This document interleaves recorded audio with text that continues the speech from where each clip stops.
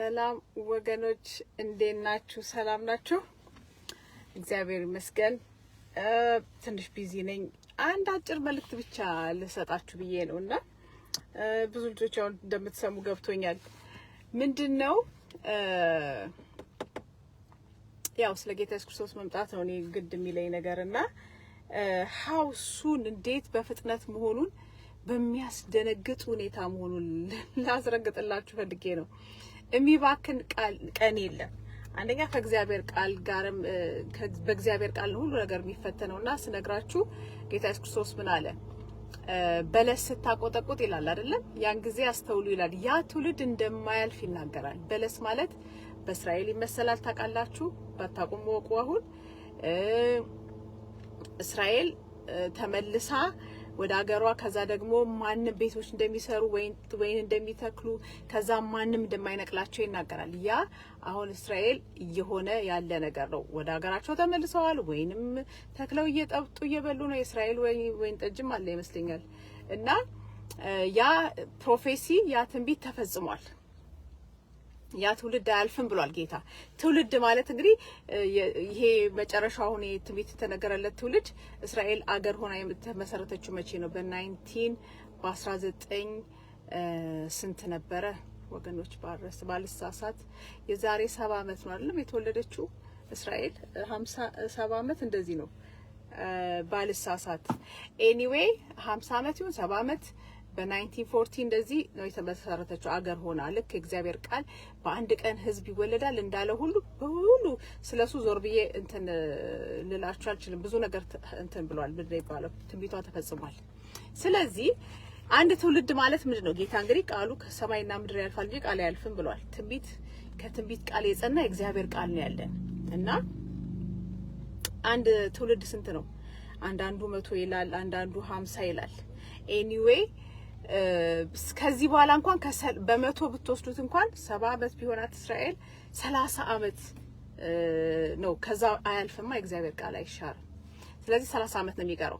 ግን ጌታ 30 አመት ይቀረዋል ብላችሁ እንዳትሸወዱ። አሁን ደግሞ እኔ ያየሁትን በህይወት ዘመኔ የሚመሰክራቸው በእግዚአብሔር ባሪያዎችም እየተፈጸመ ያለው ትንቢት በሚያስደነግጥ መልኩ በቃ ቃል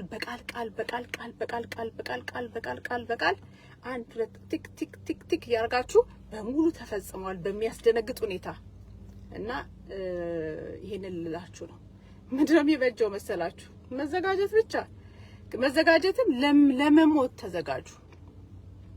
ሞት ቢመጣ ያን ያህል እንደምትዘጋጁ ተዘጋጁ። ከዚህ ሌላ እግዚአብሔር ምንም አንድ እድል ነው የሰጠው ለዓለም። አንድ እድል ደግሞ እንዲች ሚስቱ ነቢያት አይደሉም እግዚአብሔር ያሉት። እና ቲክ እየተደረገ በሙሉ ተፈጽሟል በሚያስደነግጥ ሁኔታ። ያንን ልነግራችሁ እወዳለሁ። አሁን ምንድነው ዓለም እንደውም ፈረጌታ የተናገረው በባሪያዎቹ አንድ እድል ይሰጣታል ይቻላል ብሏል። በቃ ዋን ቻንስ they will get ያው የመዳን አንድ እድል ያው እያየን ነው። እቺን እንኳን ከሰማችሁ እቺም አንድ እድል ነው በቃ። ስለዚህ የሚበጀው ምንድነው? አይሆንም መጥተሽ ይሆናልን ባሰብሽ ጌታ መምጣቱን ይሄ በጣም በሚያስደነግጥ ሁኔታ የተረጋገጠ ጉዳይ ስለሆነ ለመሞት ተዘጋጁ። ለመሞት ያክል ሞት ዛሬ ብትሞቱ ወዴት እንደምትሄዱ መቼስ ዛሬ ሞቱን ያረጋገጠ ሰው ምንድነው የሚሆነው? ቤቱን ያዘጋጃል። መጽሐፍ ቅዱስ እንደሚናገረው ቤትን አዘጋጅ ነው የሚለው ጌታ። ራሳችሁን አዘጋጁ እንጂ ቤተክርስቲያን አሁን እንዴት ነው ጌታ ይዘገያል የሚሉት? ለምንድን ነው መሰላችሁ? ቤተክርስቲያን ካለችበት እንቅልፍ ነው።